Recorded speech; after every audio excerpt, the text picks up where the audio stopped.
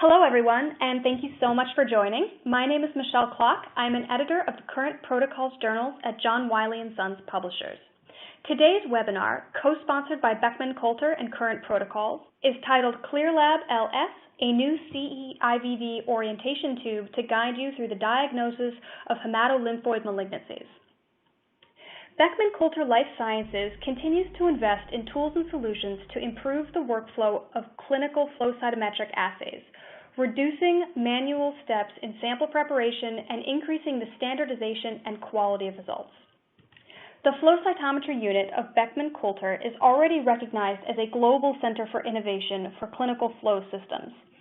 Flagship examples of their clinical diagnostics and clinical research offerings include ClearLab Reagents, the Navios EX for improving analytical capabilities, Load and Goad Aqueous, which provides clinical sample prep and analysis in one instrument, and Duraclone dry reagent technology.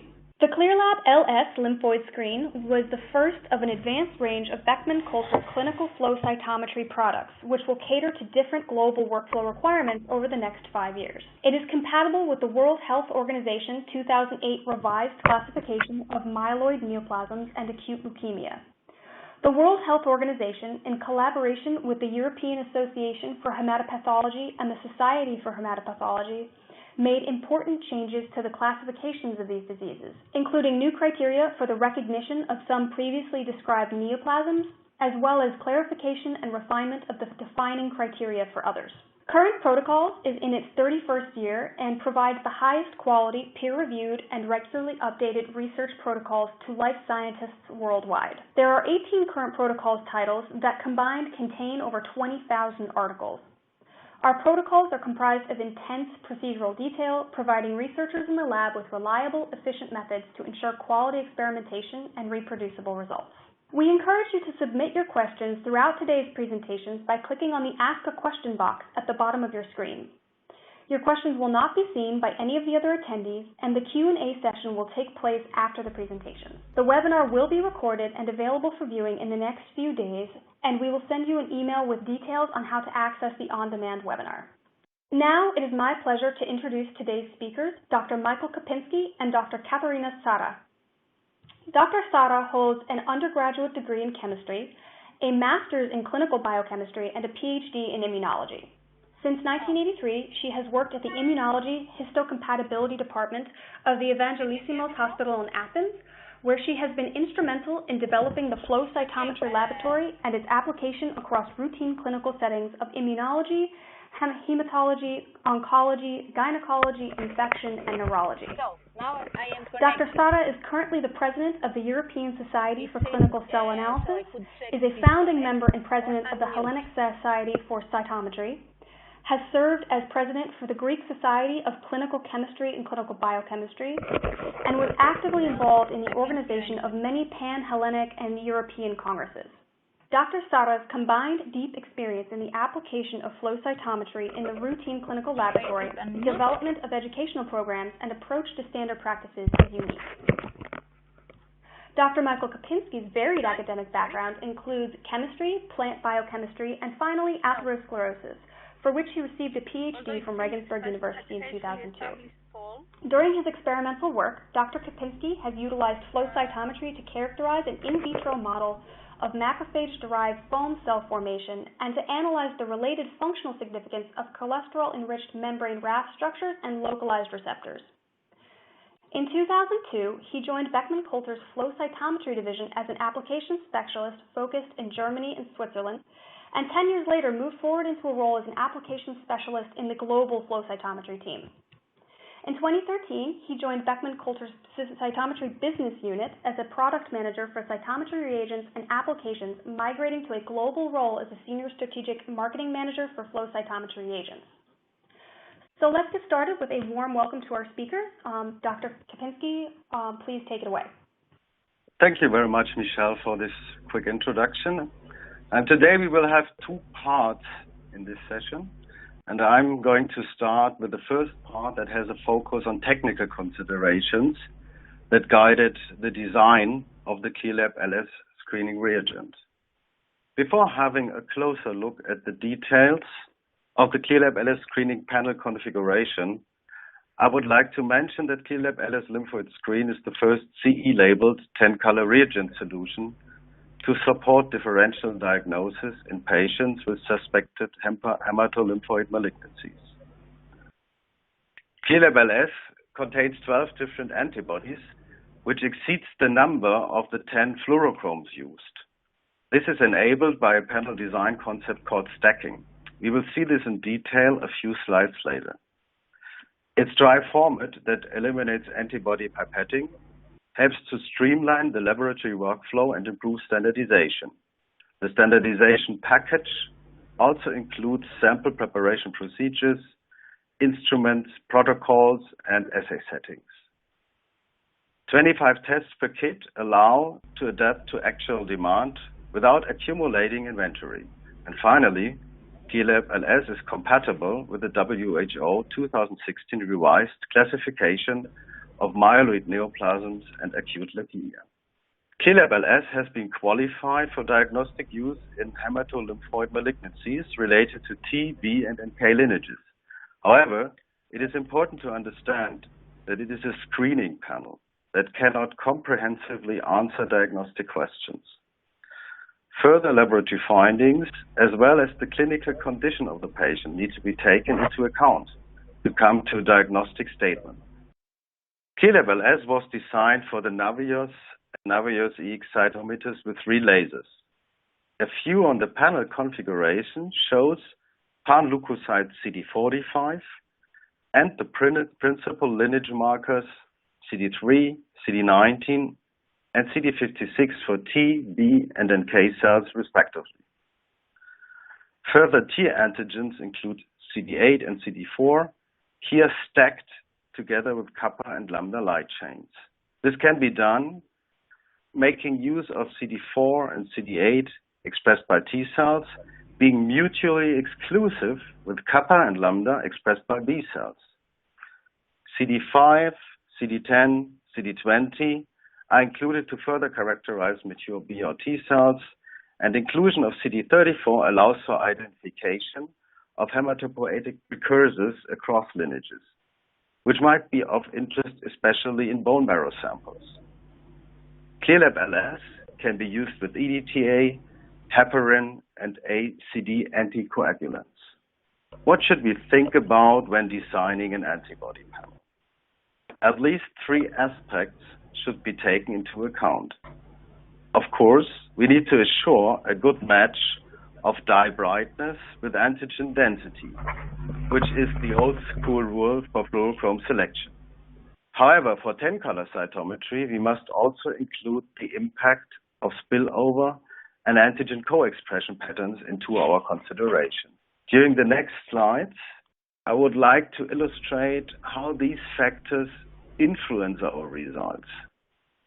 And following this more theoretical part, finally, I would like to show you how the panel design of the ClearLab LS screening reagent practically reflects these panel design rules. For weakly expressed antigens, we need to select bright dyes, while strongly expressed antigens can be detected using any dye, says the most basic rule of panel design, which every flow cytometry user may recall from his first training sessions. I would like to suggest a modification of the second part of this rule, as it also allows for selecting a bright dye for a strongly expressed antigen. This could result in a very bright signal, which may, under certain conditions, impact other detection channels through spillover. We will have a more detailed look at this undesirable effect a few slides later. For now, the takeaway message would be that we want to avoid bright signals whenever possible and rather prefer moderate intensities.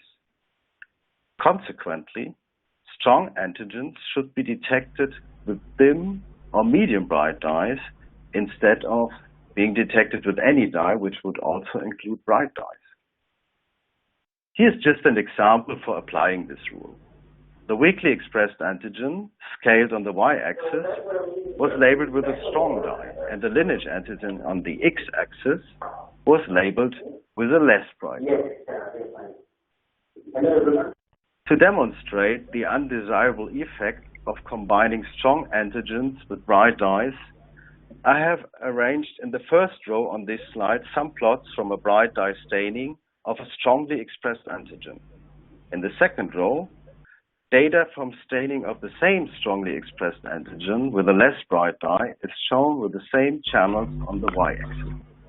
While the separation of the positive population is much weaker in the second row, we can well imagine, without knowing the precise numbers here, that we still get the same positive portion as seen in the first row. However, in the first row, we observe a substantial spreading of the bright lineage positive population in 3 out of the 4 channels on the y-axis. This loss of resolution, hence a loss of sensitivity, is a consequence of the spillover that is inevitably occurring from the bright dye in channel 2 into longer wavelengths detectors 3, 4, and 5. Due to the dim lineage signal in the second row, spillover spreading is vastly absent here. Spreading obviously corresponds to spillover intensity, but we also observe comparable spreading in channel 3 and 4 in the first row, despite 4 is spectrally much more distant to channel 2 than channel 3. Obviously, there are more factors influencing spillover spreading than spillover intensity. In order to illustrate further in detail how spillover impacts sensitivity, we may have a look at these 2 data plots. There's comparable spillover from ECD, a PE tandem dye, either into the green-yellow PE channel in the left plot or into the near-infrared PC7 channel on the right plot. You may verify the similar amount of spillover by comparing the values of the ECD positive populations on the y-axis of the 2 plots. Or just have a look at the compensation values that we would need to apply for correct data display as seen in the upper left corner of the plots. Applying now these compensation values, you may be surprised that similar amounts of spillover light may result in different degrees of spreading, depending on the wavelengths of the affected channel. The reason for this difference is that the sensitivity of photomultiply detectors decreases as the wavelength increases. Longer wavelength photons have lower probability to be converted into signals, thus creating a larger measurement error. We can imagine that this wavelength dependency of spillover spreading is very important for sensitive panel design. If we run the same spillover spreading assessment across a 10-color Navios, we can map out the effect on resolution for each dye in combination with each channel. In the shown matrix, the dyes are represented by columns and the detectors by rows. Please do not confuse this matrix with the compensation matrix, as comparable compensation factors may be related to different spillover spreading as we just have seen in the previous slide. The different shades of gray represent the extent of spreading that occurs upon spillover. For example, we can see that PC 5.5 in the 6th row from the left has dark gray fields together with the PC 7 row and the APC Alexa 700 row. The example data on the right gives an impression of the spillover spreading represented by the different shades of gray in the matrix. So for example, PC 5.5 spreading into APC Alexa 700 and PC7 detection channels can be assumed to cause substantial loss of sensitivity. Of note, fluorochromes typically have spectral tailing toward longer wavelengths, while there is little spillover to shorter wavelengths. You can find this also reflected in the spreading map of the Navios as seen here, as you go down a column in the matrix. In order to emphasize that spreading and compensation are profoundly different parameters, you may inspect the 3 plots on this slide. Data from the same sample has been acquired with different detector amplification settings, resulting in different compensation values. Obviously, spreading does not correspond to the different sizes of these compensation values, as the compensation is only computational correction of the amplified signals from the photomultiplier detectors. To remind ourselves why we should consider spillover spreading just as important as matching antigen density and dye brightness, I've chosen the example on these slides. So both plots show the same combination of antigens, but with a different pairing of the fluorochromes to each marker. Only the antibody conjugate shown on the y-axis is identical between the 2 plots. It is obvious that the antibody panel on the left provides much better resolution of the dimly positive population than the panel on the right, due to less spreading on the background population on the left. However, we have used the same fluorochromes for both data sets. Only the pairing of the fluorochromes with the antibodies was different. So if the same set of fluorochromes were used for both cases, why is the background spreading so dramatically different? The answer to this question can be found in the antigen expression patterns, as these determine the co-labeling of the cells with the respective fluorochromes. In the example on this slide, we can see how 2 fluorochromes A and B with mutual spillover spreading impact each other. We are looking at a hypothetical expression pattern that is modulated between A high positive, B negative, A and B high positive, and A negative, B high positive. The gray triangles indicate areas in the plot where dim positive events cannot be distinguished from negative events, either for a weak A co-labeling of cells with a strong B expression, or for weak B co-labeling for cells with a strong A expression. Let's change our assumptions now in a way that there would be a parent antigen expressed on all cells except the black dots, and a descendant antigen that is only expressed on a portion of the population and consequently does not occur without the parent antigen being expressed. As fluorochromes to select from, we now assume a fluorochrome A without spillover into B, so no gray triangle is to be seen here, and a fluorochrome B with a considerable spillover spreading into A, as indicated by the gray triangle. We will now obtain 2 completely different situations, depending on how we pair the fluorochromes with the antigens. The combination of parent B, descendant A, that we see on the left, will cause spillover spreading and loss of sensitivity, while swapping the fluorochromes, as seen on the plot on the right, we will see no loss of sensitivity at all. Taking together antigen density, fluorochrome brightness, instrument spreading behavior, and the expected expression patterns, here depicted as a family tree in the upper section of the slide, we end up with a relatively complex set of interdependent parameters, which is characteristic to multicolor flow cytometry. So how is this set of interdependent parameters reflected in practical panel design? Let's have a look at the implications for the ClearLab LS panel. The set of dyes used for the ClearLab LS screening reagent is optimally suited for the Navius and the Navius EX cytometers. 5 dyes are in the bright range that you see here on the right, 3 dyes in the medium bright range, and the 2 dyes on the left, in the upper row, are in the dim range. Please see also the overlay plot showing dyes from each of the groups conjugated to the same CD8 clone for illustration of their relative brightness. This slide shows the ClearLab antigen family.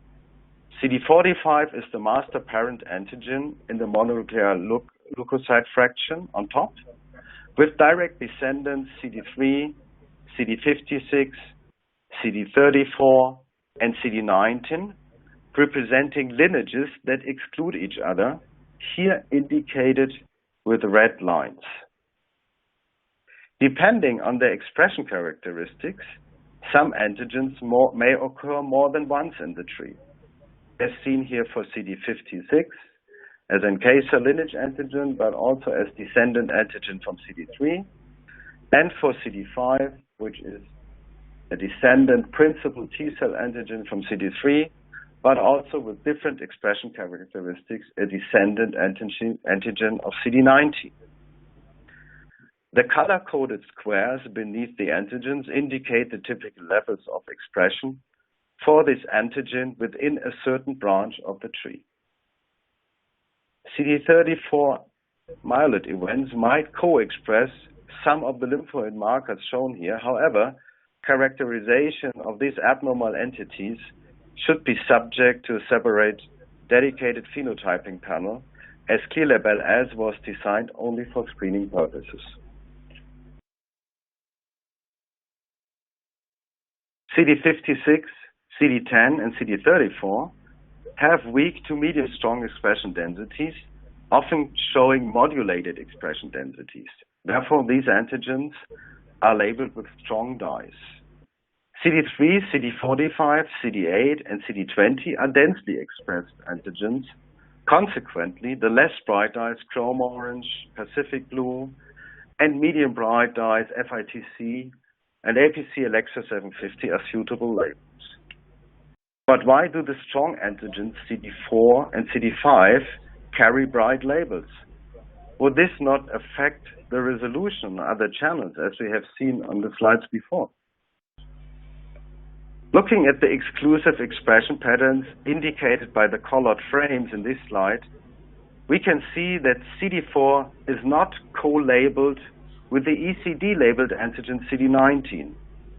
So we will not experience sensitivity issues for these excluded antigens.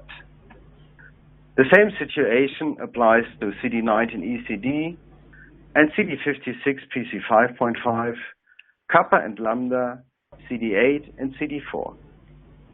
The latter antigens can be co-expressed in some hematolymphoid malignancies. However, the spreading spillover of FITC into PE will be only moderate due to the relatively short wavelengths of the PE bandpass filter. Furthermore, CD34 positivity would not be seen on normal CD20 positive B cells, or bright CD5 on T cells would not be associated with B cell CD20. The red arrows indicate spillover from the respective fluorochrome labels.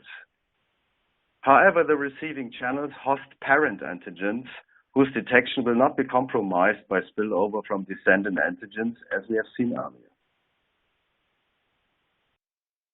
For co-expressed antigens, it was made sure that a considerable spectral distance lies between them, so that spillover spreading would not considerably impair sensitivity. The principle is shown here for CD19 co-expressions. Master parent CD45 was placed on a spectral island with minimal or no spillover into any other channel. On this slide, we find the same angle of view seen for CD19 on the slide before, now applied to CD3 co-expression. CD5 occupies a spectral island just as CD3 and CD45 do. For weak CD56 expression densities on CD4, however, you would still have to expect a moderate loss of resolution due to the long wavelengths of the PC5.5 bandpass. With this slide, I would like to close the technical part of the presentation and would like to hand over now to Dr. Psarra for the second part that describes the use of the panel in her diagnostic laboratory. As a reminder to everyone listening, please feel free to write any questions for the speakers in the Ask a Question box below throughout the presentation. And now we will hear from Dr. Psarra. Hello. Thank you very much for the invitation and for the introduction. I'm going to present all these beautiful things Michael presented to you, how it is done. It is really worked in the real everyday work in a lab. Here is my disclosure. And I will begin with a small introduction. We all know that the major flow cytometry clinical applications are the determination of immunologically defined leukocyte subpopulations and the immunophenotyping of hematological malignancies. Both of these applications can be presented through the LS tube. That's how I usually call it in the lab. So, regarding the first clinical application, the determination of immunologically defined leukocyte subpopulations, the lymphocyte subpopulations, their precise absolute number and percentage determination is needed, and usually the reagents used are CE-IVD. But when we go to immunophenotyping of hematological malignancies, the goal of the analysis is to identify an abnormal population with unknown immunophenotype. These populations could be more than one, and the answer, of course, is multi-parameter flow cytometry. Then we have to discriminate an abnormal, possibly malignant population from the normal cells, characterize the phenotype of abnormal cells, and enumerate the different populations, whether they are abnormal or normal. We should find the number of the abnormal cells, the degree of heterogeneity of antigen expression, the intensity of the expression of the markers, the ability to discriminate all the populations, and of course, we should have a correct selection of markers combinations. You have heard a lot about it from Michael, the previous presenter. We should find the precise enumeration of the blasts, which is the cell line, the differentiation stage, the recognition, to find in a way to recognize the underlying molecular disorder or an aberrant phenotype identification. And the selection of monoclonal antibodies is crucial. You've heard a lot about it. But in the report, we should give an estimation of abnormal cells percentage, the description of the complex immunophenotype, and possibly a compatible diagnosis. When a sample comes to the lab, usually it has some indications: pancytopenia or penias, leukocytosis, persistent lymphocytosis, detection of blasts or abnormal cells, multiple myeloma, multiple or recurrent or persistent infections, infiltration in other biological fluids, PNH, or the determination of CD34 stem cells, and also the sample can come for follow-up of malignancies, to see the response to treatment, to see the relapse, and for the follow-up of HIV infection or other infections. So we have to decide how to proceed. We have to find out if there is an abnormal B cell population, and if this population is immature or mature. If yes, then we will proceed with further clarification. We should also know whether there is an abnormal T cell population, immature or mature. If we find one, we should proceed with further clarification. Are there immature CD34 positive cells? If they are, we should proceed with further clarification of those cells. If no abnormality is detected, we should have the answer about the lymphocyte populations, main populations, ready for our patient. All these answers can be given by using the ClearLLab LS tube. And here is a picture by the company. What is by the company proposed to use, what gating to use in order to get the results. So we have a way to discriminate singlets, and then of course we can see the CD44 positive cells. So we have all leukocytes. We can see the percentage of CD3 cells on total leukocytes, the percentage of CD19 B cells on total leukocytes, as well as the percentages of T cells and B cells on lymphocytes. Regarding T cells, if we gate on CD3 cells, we can find the subpopulations of CD4 and CD8 cells, and also the CD3 cells that express CD56. We can also find here in this particular dot plot the NK cells, the cells that are CD56 positive, CD3 negative. Also, if we gate on the T cells, we can see how many of these cells are CD3 positive and CD5 positive, and if there are in the lymphocyte gate some cells that are only CD3 positive or only CD5 positive.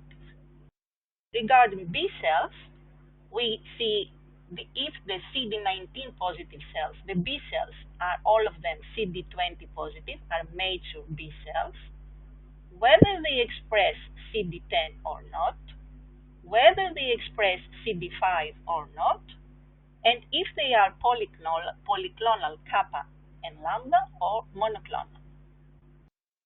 And of course, we can have an idea if there are CD34 positive immature cells, and if these cells are CD10 positive or not.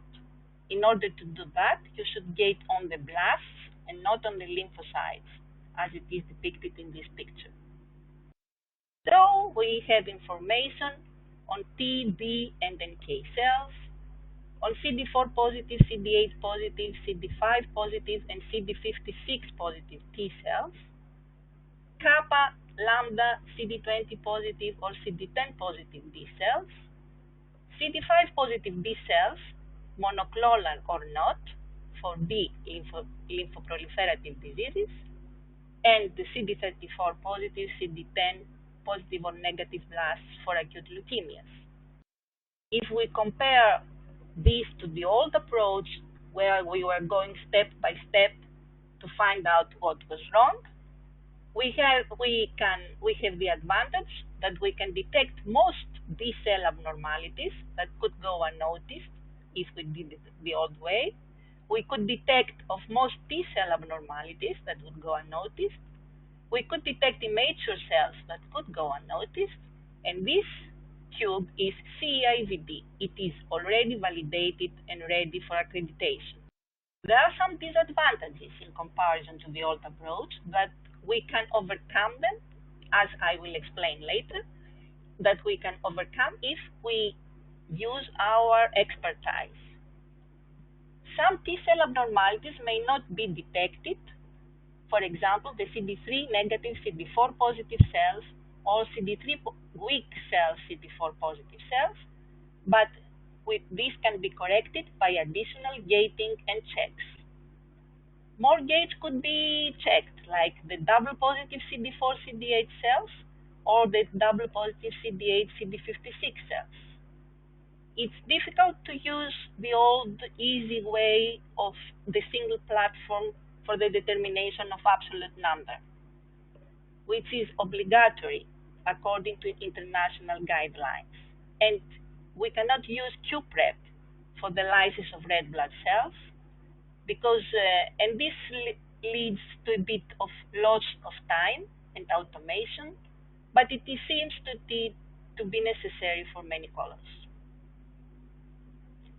So here's an example from the lab of a healthy donor. You see the CD45 positive cells. You see the percentage of T cells and B cells on lymphocytes. You see the double positive CD4, CD8 cells, the CD4 cells, and the CD8 cells. You see the cells that are double positive for CD3 and CD5, and then cells that are only positive for CD3 or only for CD5. You see the NK cells, CD56 positive, CD3 negative, and the T cells that express CD56. And the B cells, the cells that are double positive for CD19, CD20, mature B cells, that do not express CD10, that are not monoclonal, they are polyclonal, kappa and lambda, that do not express CD5 and do not express CD10. Here is a case where we see that we have a big percentage of CD19 B cells on lymphocytes, but these cells are absolutely monoclonal. They are lambda positive. They are double positive for CD20, and at the same time, they are positive for CD5. A lot of T cells are not CD3 positive. CD5 positive cells are not CD3 positive. So we have a CD5 positive beta lymphoproliferative disease that is not a CLL. And here we have a case where the B cells are CD20 negative, are CD5 positive, and they do not express kappa or lambda chains, or they could express very dimly one of these populations. So we have a CLL-like beta lymphoproliferative disease, which could be a CLL or an MPL. Here is another case of a CLL. We see again that there is no expression of kappa and lambda chains, that the CD20 is negative, CD5 is positive, but if we gate on the few CD20 positive B cells, we can see that these cells are polyclonal. They are kappa and lambda positive. In the same case, we can study together in this tube the T cells. We see that there is an interesting population that is CD3 positive, CD5 negative, that seems to be CD56 positive T cells, possibly CD8 positive. So we can have some conclusions about the T cells in a B lymphoproliferative disease. And here is another case where CD19 seems weak. The cells do not express kappa or lambda chains. They are positive for CD20 and positive for CD5.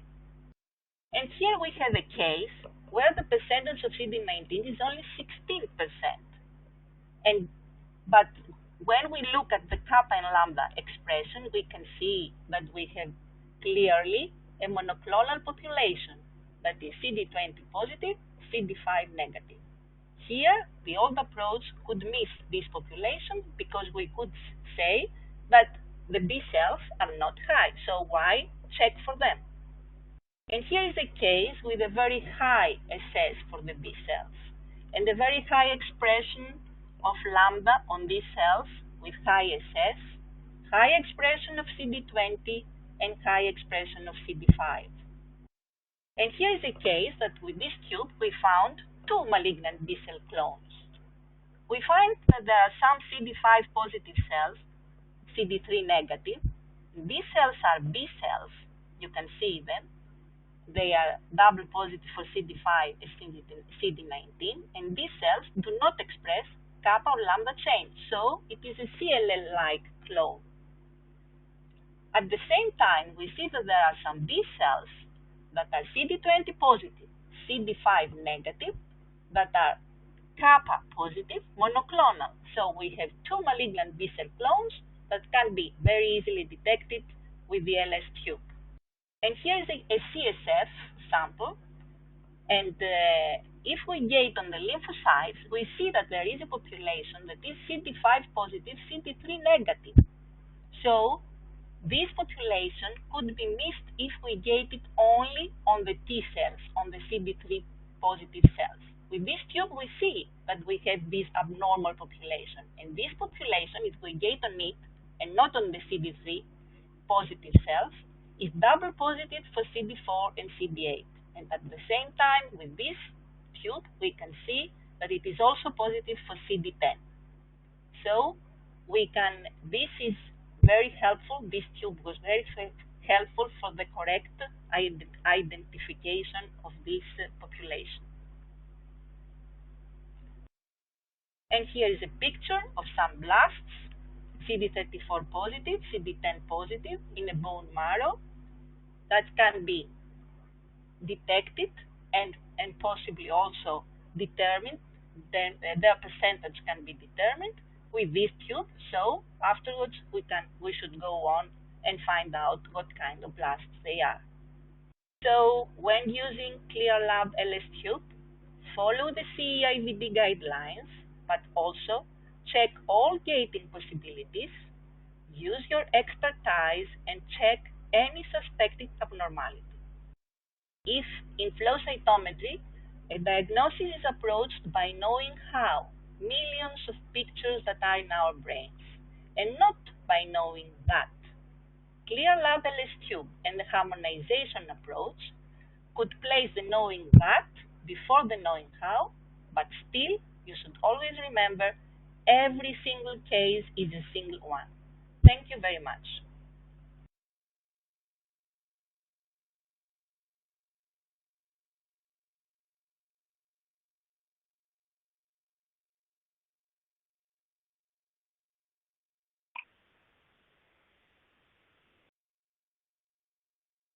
Thank you so much to both of our speakers for those excellent presentations.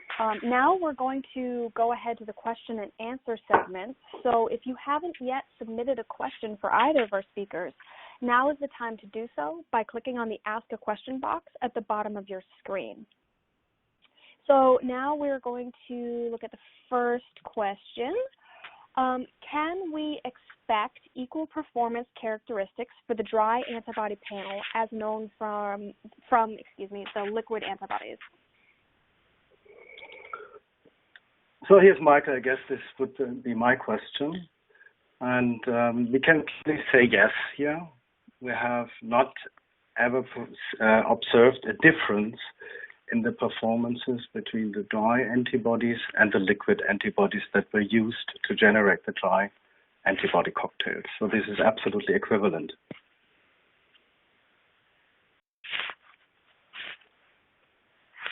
Great, thank you so much. Our next question, I believe, also would be for you. Can we expect, regarding the dry format of the antibody panel, does this mean that the antibodies are lyophilized? Well, lyophilization will also be a dry format. However, this would generate kind of a powder, so you would have particles in your assay tube, some kind of dust and smaller particles. Here with the ClearLab LS tube, we have a dry format that more resembles a glass layer. So it's a layer at the bottom of the tube that is really firmly attached to the tube, which has a few implications regarding the handling of the tube, as you will not have issues with particles that might stick to the tip that you use to add the sample to the blood. You also will not have particles that stick to the walls of the tube. So this firmly attached layer cannot be removed from the assay tube, and this makes the handling of the tube very, very robust and easy. Great. So our next question comes from Sharon. In the ClearLab tube setting, why not use the CD38 APC instead of the CD34 APC?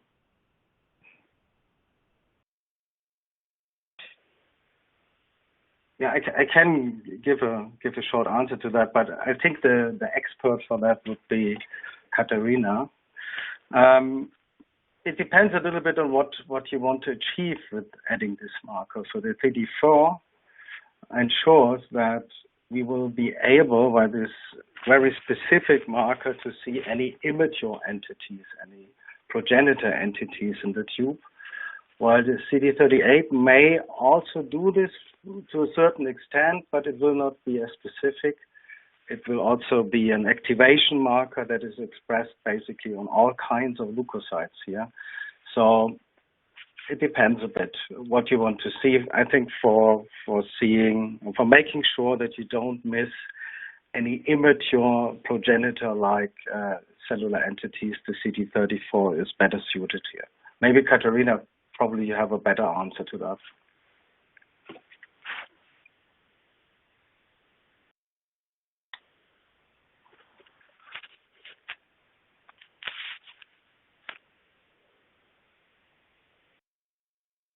Katherina, can you hear us okay?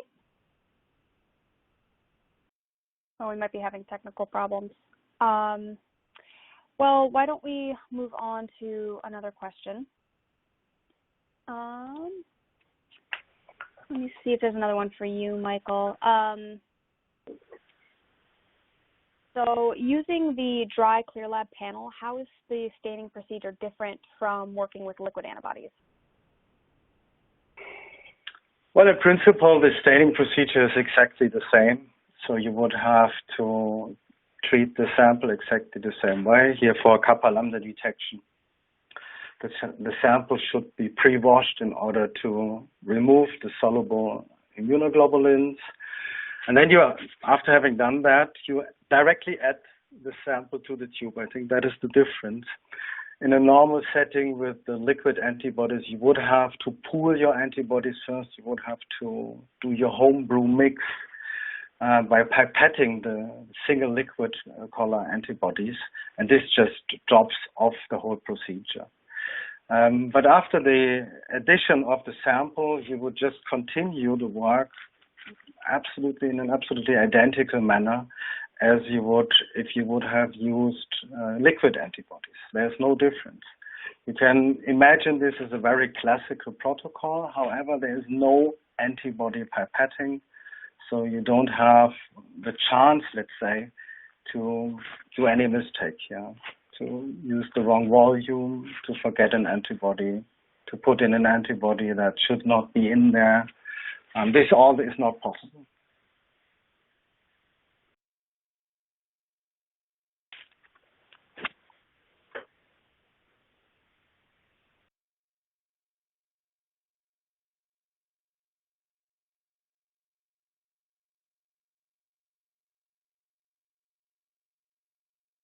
Oh, my apologies. I'm sorry. I was on mute there. So another question that came in for you, Michael. How long will the sample stay stable, and is there any difference between the two reagents for their stability? So the stability is exactly the same as what you see for your liquid staining. So typical in this setting, screening for lymphoid cells, you should be able to use a sample that is not older than 1 day, basically, 24 hours. But this is all exactly the same as with the liquid antibodies. So there's only the workflow difference here, and the difference that this antibody panel has really been optimized with the different fluorochromes and doses. As you have seen in the first part, there's no difference regarding the sample stability. So we're talking about the sample itself. The prepared samples should, of course, be measured same day. Okay, great. How many wash steps do you recommend for the kappa lambda staining in ClearLab? 2 or 3 washes to ensure maximum cell recovery? Typically, we should be good with 2 wash steps. So you can increase the efficiency of the wash step really by aspirating the supernatant instead of trying to just decant it.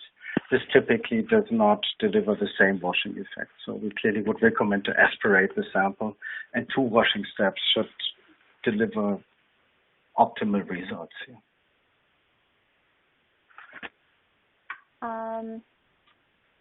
Okay, so another question about the ClearLab LS panel.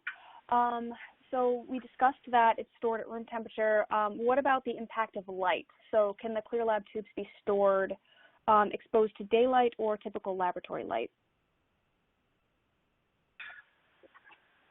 The answer here is clearly no. We have fluorochromes that are excited by light to emit fluorescence, but always during this process you would have a certain portion of loss of energy during other pathways, and this could also be what we call a bleaching, photooxidation of the dye. So while the ClearLab LS panel is perfectly stable at room temperature, as any other fluorochrome, it also needs to be stored in the dark, and for this purpose the tubes come in a light-safe pouch that can be closed. So you would just take out the number of tubes that you need and then close the pouch again to protect the tubes from light. Okay, great. So another question that came in, what is the minimum cells per tube required for an optimum result using these methods? Can you repeat the question? What is the optimum? So what is the minimum cell quantity per tube required for an optimum result? I'm not sure if that's a question you can answer. I think they're asking for the sample density. Yeah, I see. Well, I clearly think that sometimes you will have a certain limitation, but the nature of the sample, if you have lymphopenic samples, of course, then it might be difficult to get really well displays of each and every population in there. I would say in order to have a meaningful result, probably even with lymphopenic samples, I would try to get at least 25,000 leukocytes. Again, that is a question that Katherina would be better suited to answer, as I'm not enough on the physician's side. Just from a statistical point of view, any population that you want to quantify should be around 100 events at least, I would say, in this range. Okay, yeah, and I would like to let everybody in the audience know that these questions will be sent out to the speakers to deal with any technical issues that we're having on our end. They will still be answered for you later. So another question that has come in is the compensation setup as standardized as this dry panel shows?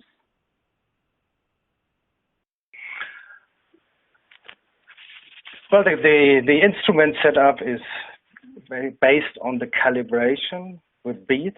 So we have a certain light signal that goes into the instrument, and we make sure that the detectors deliver a defined signal on each of the scales. That is one part. And the second part, of course, is that we then have single color reagents.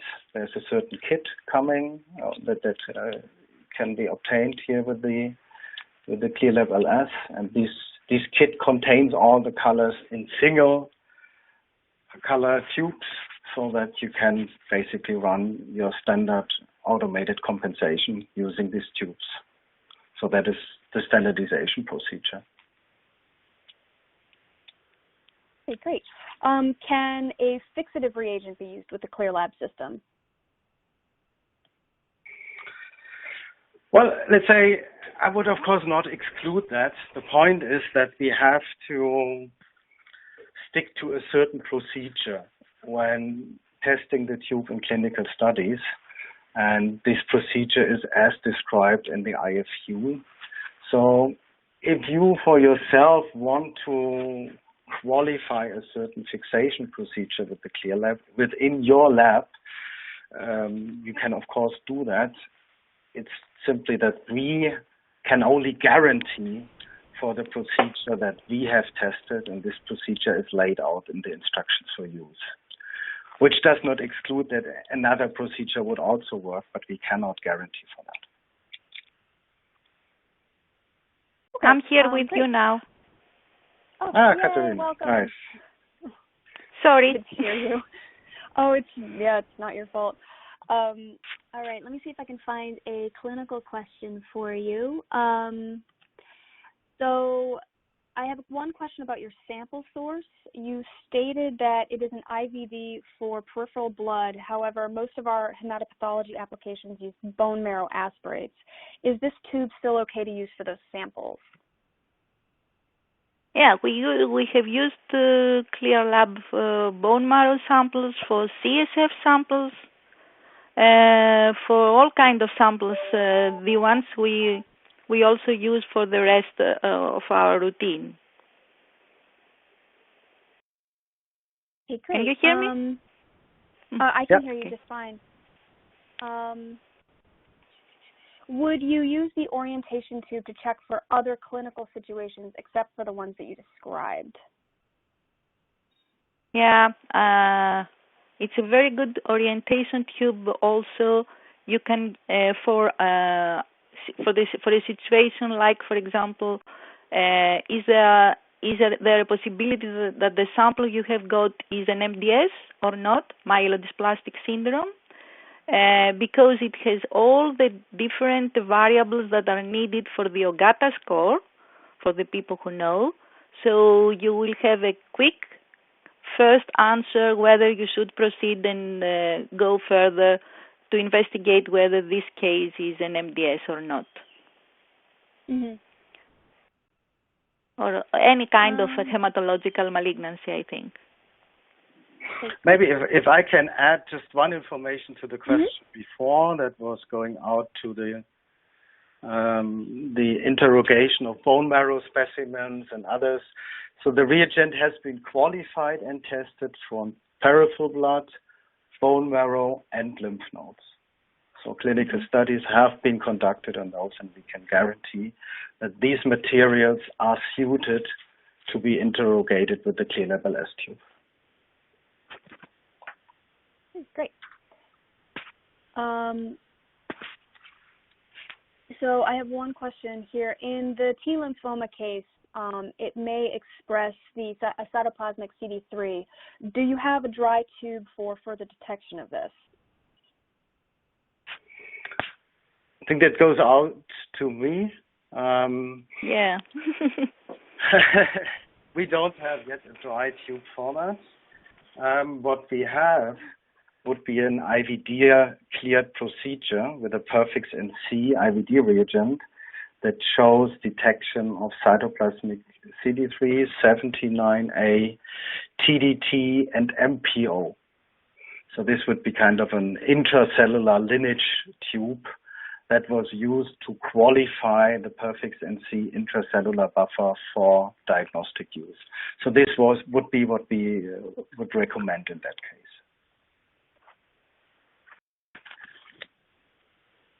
Yeah, we have another question from the same audience member. Is there a difference in the concentration of the cells placed in the tube for the detection of MRD CLL versus a routine CLL case?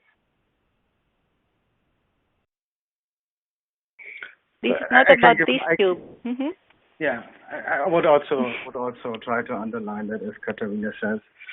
MRD, from my point of view, from just a technical point of view, should not be confused with the typical requirements for a diagnostic tube, a tube that is used for initial diagnostics. Because as the question already reflects, the number of cells that you would have to stain and that you would have to acquire for a question on residual cells is much, much, much higher than what you typically would do for a diagnostic tube. And for this reason, also you would need different amounts of antibodies, and it is very likely that you also use different markers for that, because the MRD tube would not look for differential diagnostics, but it would only look for one single entity and would try to make this as discriminate from normal cells as possible. So I think the purpose is really different, and as Katherina said, that is a different topic. I would not recommend to try MRD with this tube. Yeah, me too. It wouldn't work well. You would not achieve the sensitivity that you want to have for MRD. Okay, so we are at our hour, actually. So I believe that it might be best for us to wrap up. So I'd like to take this time to thank both of our speakers again. You gave excellent presentations. I think we all learned a lot. And thank you all to our attendees. Great to see so many of you with so many great questions. I'd like to say in wrapping up that today's webinar has been recorded and will be available for viewing in the next few days. We will send all of the registrants out an email with details on how to access the recorded webinar on demand. So on behalf of Current Protocols, our speakers, and our sponsor, we sincerely appreciate your attending today's webinar, and we look forward to your attendance at future events from Wiley Publishers. Thank you so much. Thank you. Thank you. Bye-bye. Bye.